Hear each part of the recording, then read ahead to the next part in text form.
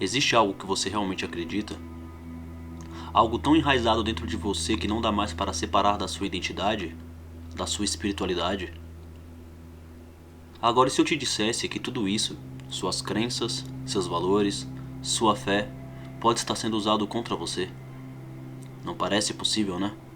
Mas na verdade é que há um mercado silencioso, estratégico e altamente lucrativo que transformou o sagrado em produto e a identidade em ferramenta de controle.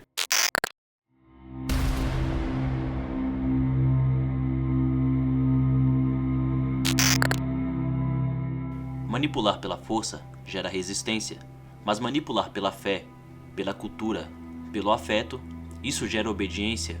O governo, ou melhor, o sistema, entendeu isso há muito tempo. Não basta controlar o corpo, é preciso controlar a mente.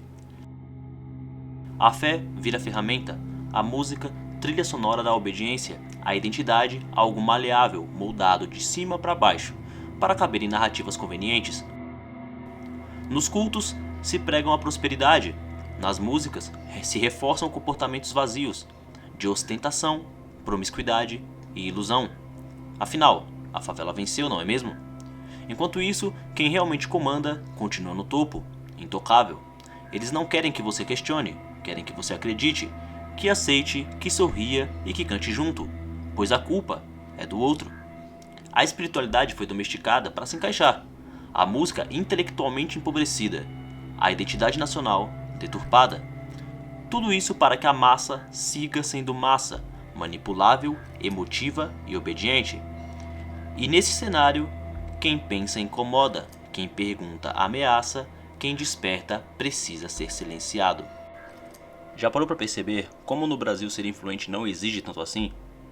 Não precisa ser um gênio, nem ter talento de verdade. Basta falar a linguagem certa e parecer fazer parte daquele público. É simples. Cite um versículo bíblico. Para mim, que entendo pouco da Bíblia, está entre os 10 versículos mais poderosos da Bíblia. Fale sobre humildade, levante uma pauta social qualquer. Pronto, você é o novo herói nacional. E se nada disso funcionar, é só lançar uma música com batida viciante, letra vazia ou muito ego inflado. Que logo você será carregado como símbolo do povo, mesmo que nunca tenha representado ninguém de verdade. Mas vamos com calma. Antes de abordarmos os artistas e os políticos, vamos até eles, os coaches, líderes quase espirituais que aprenderam a moldar o discurso perfeito para conquistar corações, mentes e contas bancárias.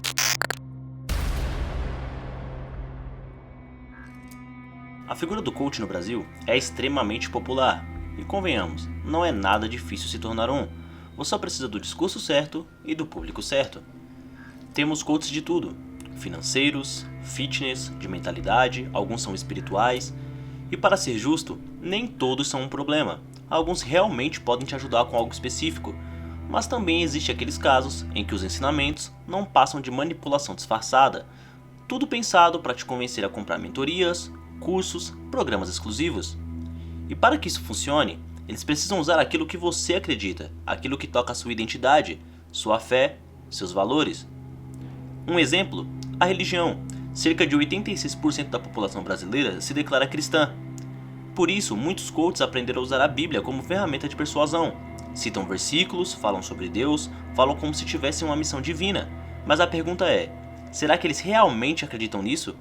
Ou estão apenas usando a sua crença para faturar em cima da sua esperança? Uma busca rápida no Google por mentoria exclusiva já mostra os valores que estão sendo cobrados por essa fé com certificado.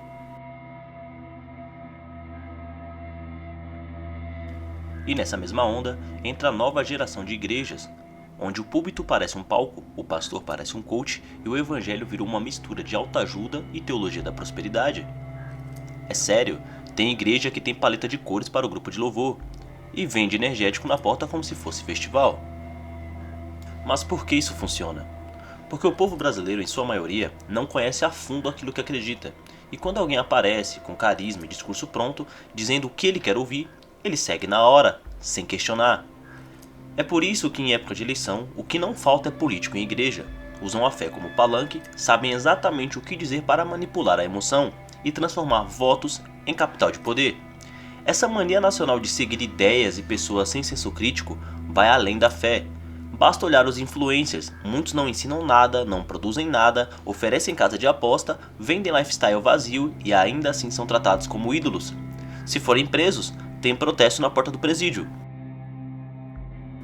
Essa lógica também se aplica à cultura, porque se a fé virou produto, a música virou propaganda. Refrões vazios, ostentação artificial, apologia disfarçada e promiscuidade camuflada de empoderamento se tornaram um hino da nova identidade nacional. Afinal, dizem que a favela venceu, mas a pergunta que ninguém faz é quem realmente venceu com tudo isso.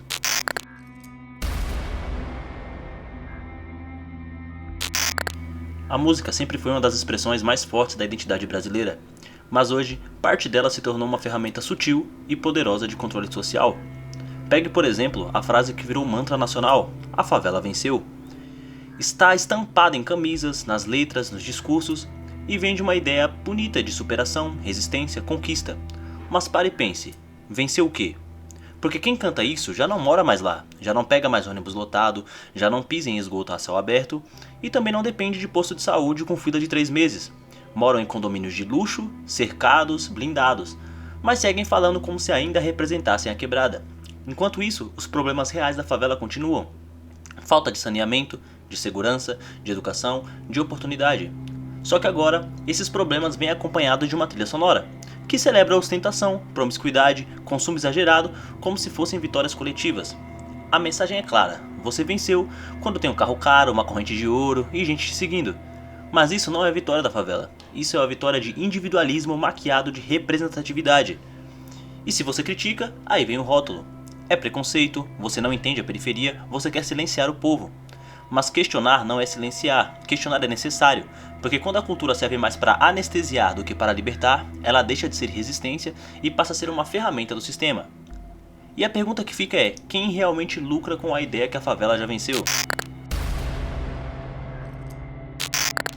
O discurso que a favela venceu não é só música, ela virou identidade, virou estética, virou comportamento.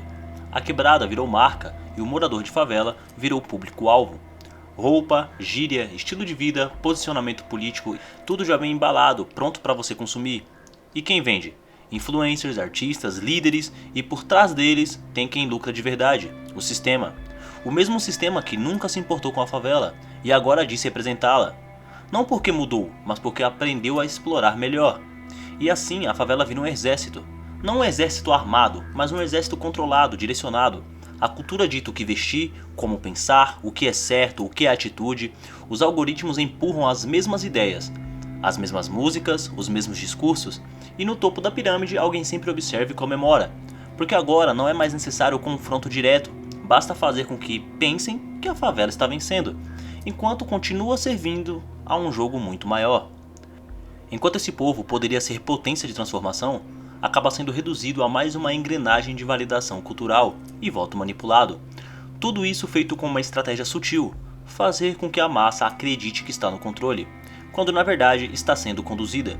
A cultura virou manual de conduta, a favela virou estética e a resistência virou performance.